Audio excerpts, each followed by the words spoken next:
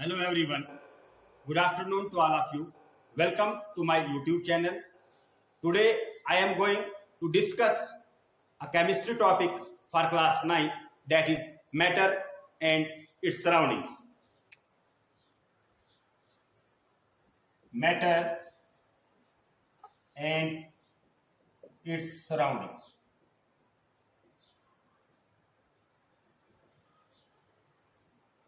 So the heading of this chapter consists of two words, that is matter and surroundings.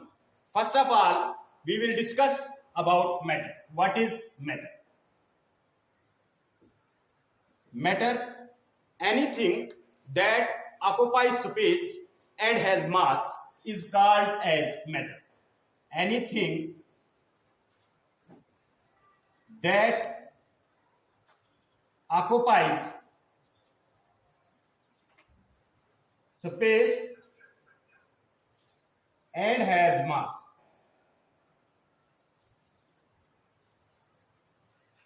is called as matter.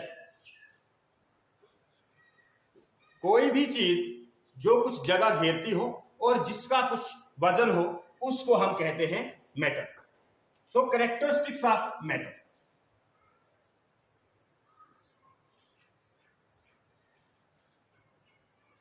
Characteristics of matter. Anything that occupies space and has mass is called as matter. For example, hydrogen and oxygen, water and air, wood and iron.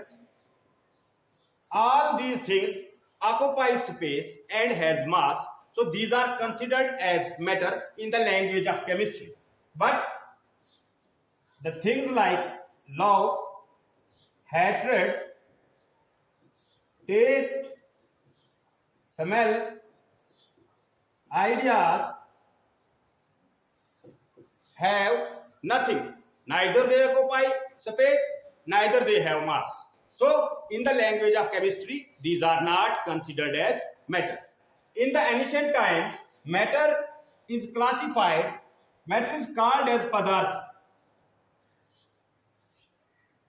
and supposed to be made up of 5 elements, that is air, earth, water, sky and fire. All these are collectively called as Panch Tattva. प्राचीन काल में यह माना जाता था कि जो matter है उसको हम कहते हैं पदार्थ, और यह मिलता है वायु, पृथ्वी, जल, आकाश और आग से मिलकर. ये पंच तत्व इनको कहते थे. प्राचीन काल की क्लासिफिकेशन के मुताबिक जो मैटर था उसको हम पदार्थ कहते थे, और ये मैटर जो बनता था वो 5 एलिमेंट से मिलकर बनता था, जिनको हम कहते थे air, earth, water, sky and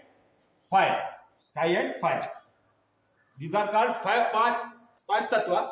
Now in the modern times the matter is classified on the basis of two types, that is the physical classification and chemical classification of matter. Physical classification on the basis of physical classification and chemical classification. Chemical classification.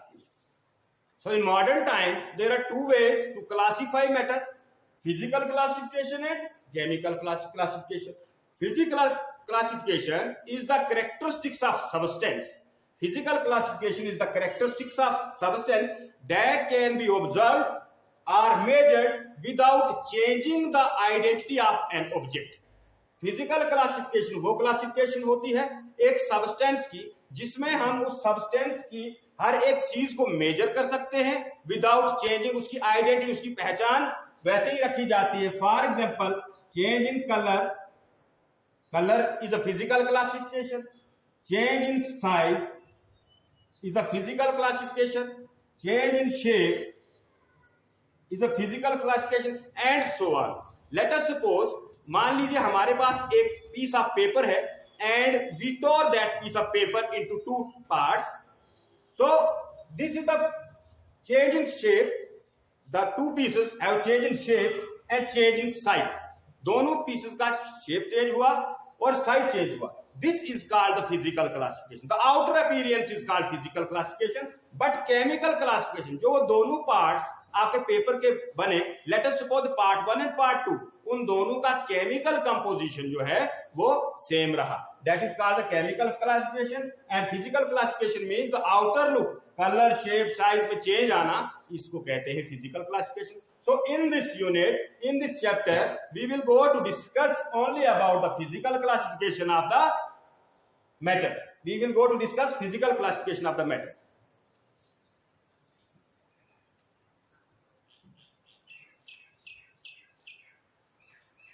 So before discussing the physical classification and chemical classification, I want to discuss about the characteristics of matter.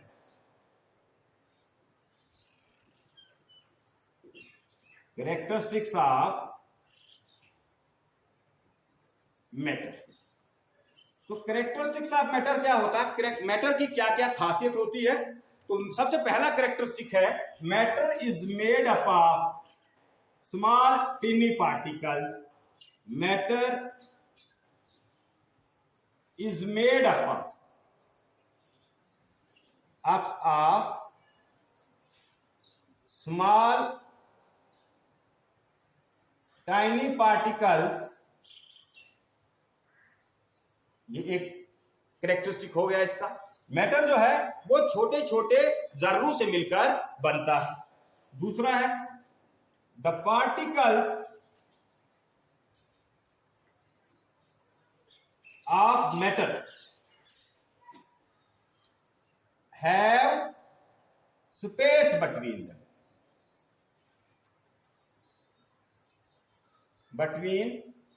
Them. जो particles होते हैं matter के, उनके बीच में थोड़ी सी जगह होती है. Third point, the particles of matter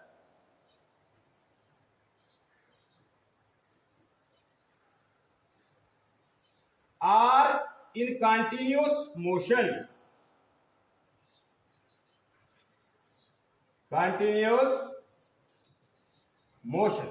जो भी मैटर के जितने भी पार्टिकल्स हैं वो सारे क्या होते हैं? कंटिन्यूअस मोशन में होते हैं.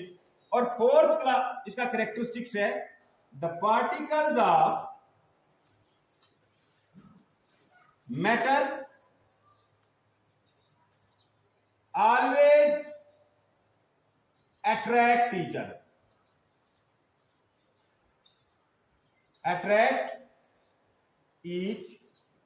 Other. The particles of matter always attract each other. जितने भी पार्टिकल्स हैं मैटर के, वो हमेशा एक दूसरे को क्या करते हैं? अट्रैक्ट करते हैं. So this is all about the characteristics of matter. So we will go to discuss now the classification of matter. Classification मैंने आपको बता दिया. क्लासिफिकेशन दो प्रकार की होती है, physical classification and chemical classification. A physical classification is that type of classification in which we observe each quantity of a substance without changing the identity of that substance. Or physical classification, on the behalf of physical classification, on behalf of physical classification,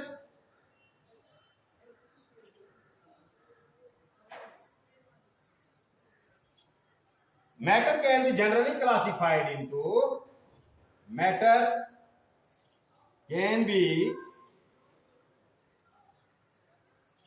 generally classified into three types. और वो तीन types कौन कौन सी हैं? Solids, पहला है solids, second is your liquids and third is your gases. Beyond these three types, there are two more types of matter, that is plasma and Bose condensed statics. तो हम इस चैप्टर में इन तीन टाइप्स को अच्छी तरह से डिस्कस करेंगे. Now what are solids? हम वन बाय वन एक एक को डिस्कस करते जाएंगे with examples. So what are solids? Solids, those substances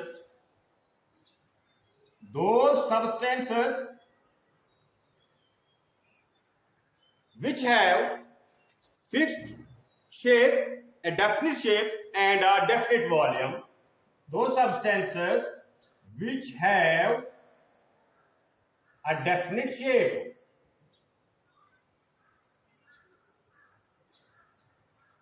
and a definite volume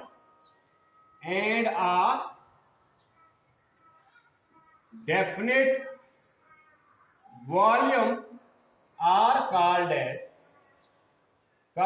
as solids. For example, iron, desk, wood, stone,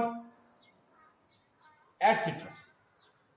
ऐसे सब्सटेंस जिनका एक डेफिनेट शेप हो, एक प्रॉपर आकार हो और एक डेफिनेट वॉल्यूम हो, उनको सॉलिड्स कहा जाता है. जैसे कि मैंने बताया, आयरन हो गया आपका, डेस्क हो गया, वुड हो गया, स्टोन हो गया, चेयर, टेबल, बुक एटसेट्रा. और उसी तरह से अब इसके आप कैरेक्टरिस्टिक्स पढ़ेंगे या properties of solids. Properties of solids की क्या क्या खास बातें हैं, खासियत क्या क्या है सॉलिड्स की? सबसे पहली बात तो मैंने बता दी, fixed shape and fixed volume होता है, या डेफिनेट वॉल्यूम लिख लीजिए आप, डेफिनेट वॉल्यूम होता है, definite shape and definite volume होता है. दूसरी चीज, मैं यहां पर तीनों बना दूंगा साथ साथ में. मान लीजिए ये आपका सॉलिड है, ये आपका लिक्विड है और ये आपका गैस है. तो यहां पर जो पार्टिकल्स हैं वो बहुत densely, very close to each other होंगे. These particles are very close to each other. Similarly, ये आपका सॉलिड मान के चलिए, यहां पर आप इसको लिक्विड्स मान के चलिए. इसमें पार्टिकल थोड़े इतने ज्यादा क्लोज नहीं होंगे एज कंपेयर टू सॉलिड्स, और इसको आप गैसेस मान के चलिए. The particles are very far away from each other. तो यहां पर आप देख सकते हैं पार्टिकल जो है वो बहुत क्लोजली पैक्ड है. तो मैं दूसरी कैरेक्टरिस्टिक्स लिख सकता हूं, the particles of solids are very close to each other. जो पार्टिकल्स है सॉलिड्स के वो आपस में बहुत ज्यादा क्लोज है. ये क्लोज क्यों है? क्योंकि इनके बीच की जो इंटरमॉलिक्यूलर फोर्सेस हैं वो स्ट्रॉन्ग है. तो हम इसमें तीसरा पॉइंट ऐड कर सकते हैं, intermolecular forces of attraction between the particles of solids are very strong कह सकते हैं. अगर इनके बीच की इंटरमॉलिक्यूलर फोर्सेस वेरी स्ट्रॉन्ग है, इसका मतलब पार्टिकल्स क्लोज है, जो मैं पहले मेंशन कर चुका हूं पॉइंट. अगर पार्टिकल क्लोज है, क्लोजली पैक्ड है, तो इसका मतलब यह हुआ कि उनके बीच में जो स्पेस है वो नेग्लिजिबल है, बिल्कुल कम है, ना के बराबर है. तो मैं चौथा पॉइंट लिखूंगा, the intermolecular space between particles of solids are negligible, मतलब ना के बराबर। ये 4 पॉइंट्स हो गए। उसके बाद हम आगे डिस्कस करेंगे नेक्स्ट पॉइंट्स। कंप्रेसिबिलिटी। कंप्रेसिबिलिटी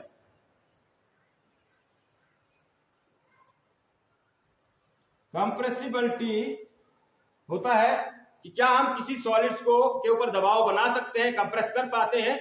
तो हम सॉलिड्स को कंप्रेस नहीं कर पाते, तो solids are incompressible, incompressible in nature, क्योंकि इनके बीच में, पार्टिकल्स के बीच में स्पेस नहीं होता। तो जब स्पेस नहीं होता तो हम कहां के लिए कंप्रेस कर पाएंगे, नहीं कर पाते। दूसरी चीज है डिफ्यूजन। ये आपका नंबर 5 था, ये नंबर 6 था। डिफ्यूजन, डिफ्यूजन तो डिफ्यूजन होता है movement of particle from higher concentration to lower concentration. तो यहां पर सॉलिड्स के पार्टिकल्स मूवमेंट नहीं करते, तो no diffusibility.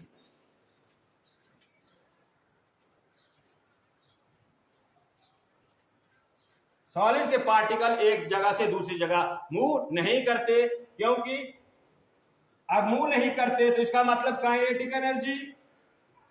Kinetic energy, kinetic energy is the energy possessed by body due to virtue of its motion. तो सॉलिड्स के particle में kinetic energy negligible, zero.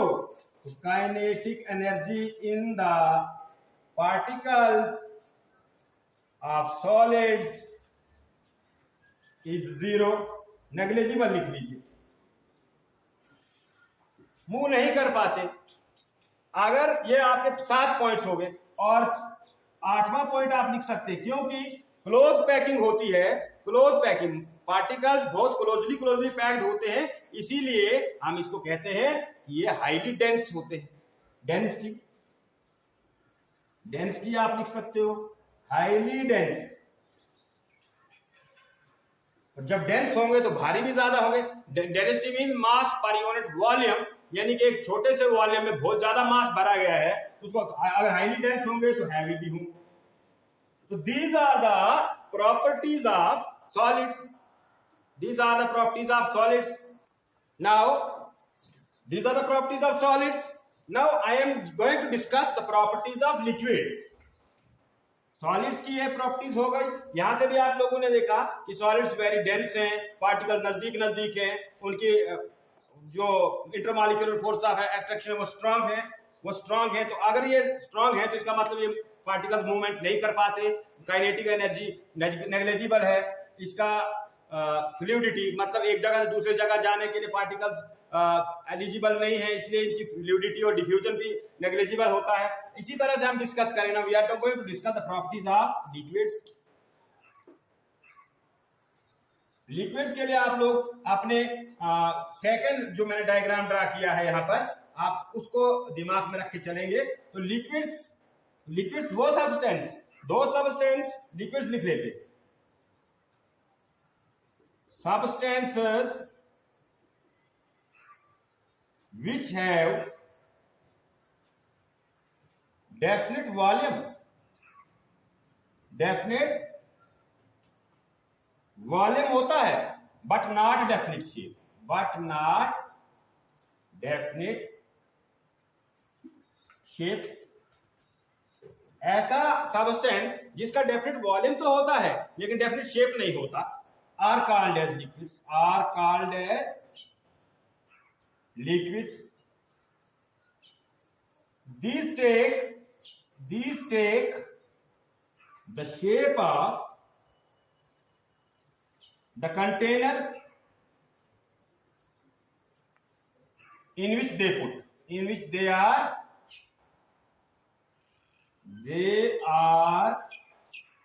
kept।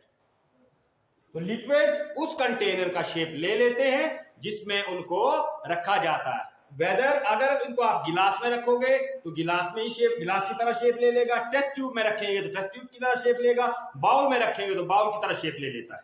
तो इसी तरह से हम इसको डिस्कस करेंगे। प्रॉपर्टीज ऑफ लिक्विड्स जो है, लिक्विड्स ऐसे सब्सटेंसेस हैं जिसमें क्या होता है, डेफिनेट वॉल्यूम तो होता बट डेफिनेट शेप नहीं होता। They take the shape of that container in which they are kept. तो प्रॉपर्टीज ऑफ लिक्विड्स में पहली प्रॉपर्टी आ जाएगी यही, definite volume but not definite shape. क्योंकि इसमें आप देख रहे हैं लिक्विड्स में पार्टिकल थोड़े दूर दूर हैं, तो दूसरा पॉइंट आ जाएगा particles are not as close as in solids, close as in solids, particle इतने क्लोज नहीं है जितने सॉलिड्स में हैं। तीसरा पॉइंट आ जाएगा कि पार्टिकल्स क्लोज नहीं तो इनके इंटरमॉलिक्यूलर फोर्सेस भी वीक है, forces of attraction as compare to solids, तो आप लिखेंगे intermolecular forces of attraction are weak, weak है as compare to that of solids. इनकी इंटरमॉलिक्यूलर फोर्स, क्योंकि पार्टिकल्स दूर दूर हैं तो इंटरमॉलिक्यूलर फोर्स ऑफ अट्रैक्शन जो है वो कम है एज कंपेयर जितने की सॉलिड्स में होती है। अगर इंटरमॉलिक्यूलर फोर्स ऑफ अट्रैक्शन कम है तो इंटरमॉलिक्यूलर डिस्टेंसेस थोड़े ज्यादा हो जाएंगे एज कंपेयर टू सॉलिड। चौथा point, intermolecular distances are more as compare to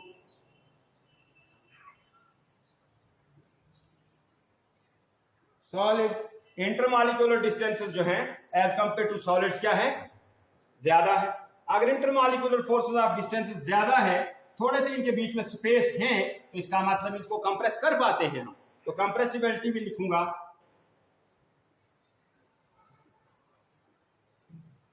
compressibility हो जाएगी liquids are compressed up to some extent,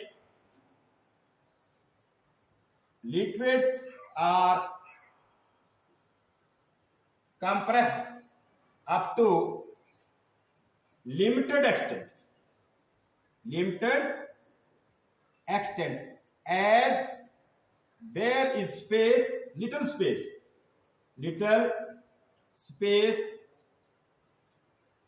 available between the particles। Liquids को हम कुछ हद तक कंप्रेस कर सकते हैं क्योंकि उसके बीच में स्पेस अवेलेबल है। और उसके बाद डिफ्यूजन, तो डिफ्यूजन का मतलब एक जगह से दूसरी जगह higher concentration lower concentration travel करना, तो डिफ्यूजिबल है। Diffusibility is present in liquids,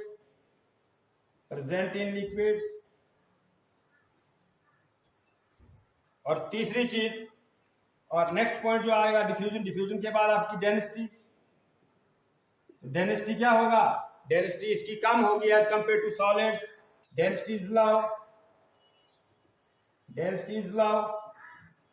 as compare to solids.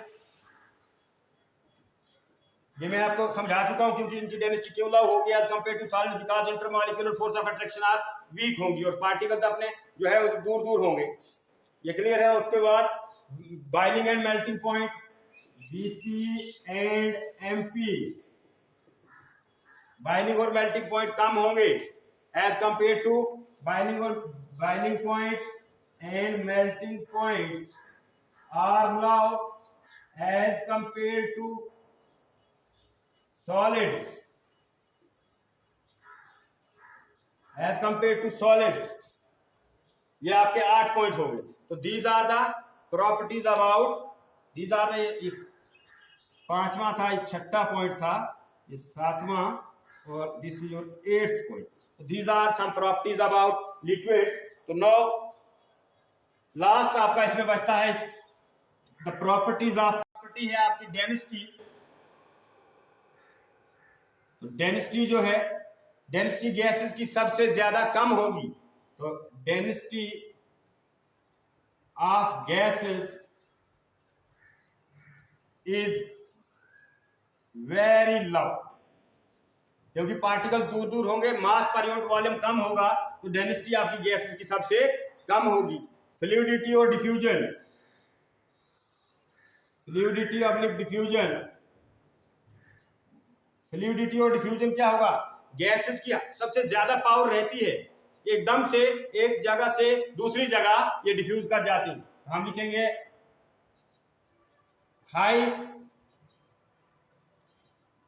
Fluidity and diffusibility,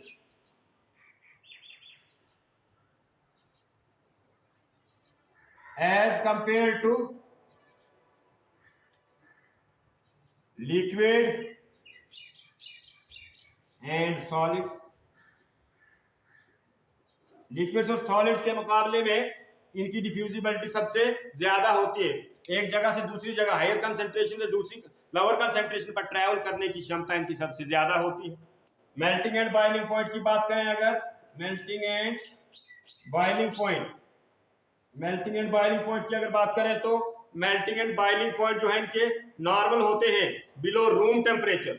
the melting and in normal atmospheric pressure, in the normal atmospheric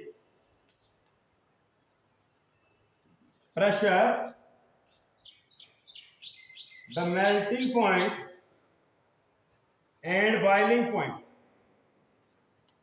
are below room temperature, below room temperature.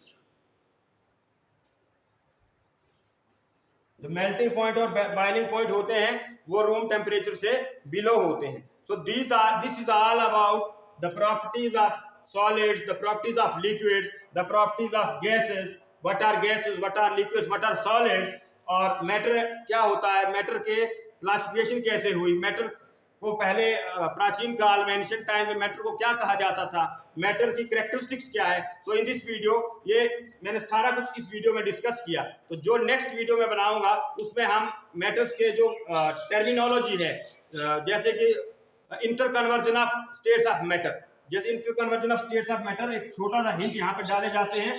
अगर आपके पास मान लीजिए कोई solid है, solid को अगर आप heat करेंगे तो ये लिक्विड बन जाता है, और लिक्विड को फिर से हीट करेंगे तो ये वेपर फॉर्म में आ जाता है, और ये प्रोसेस इंटर कन्वर्टिबल है, ये वापस भी हो जाता है। अगर वेपर्स में से आप माइनस हीट कर दें, माइनस हीट का मतलब टेम्परेचर डाउन करना, माइनस हीट का मतलब इसमें से हीट आप निकाल दो तो ये फिर लिक्विड बन जाएगा, और लिक्विड में से आप फिर हीट को माइनस कर दो, लिक्विड्स में से हीट निकाल दो तो वो आपका सॉलिड बन जाएगा। तो this topic I will go to discuss in my next lecture which is coming soon, और इसमें हम डिस्कस करेंगे कि इन प्रोसेस को, इन फिनोमिनास को क्या कहते हैं, जैसे सब्लिमेशन होता है, फ्यूजन होता है, कंडेंसेशन होता है, एवेपोरेशन होता है। तो today I will stop here. In my next lecture I will continue with these process interconversion of states of solids. So please do like, subscribe, share and comment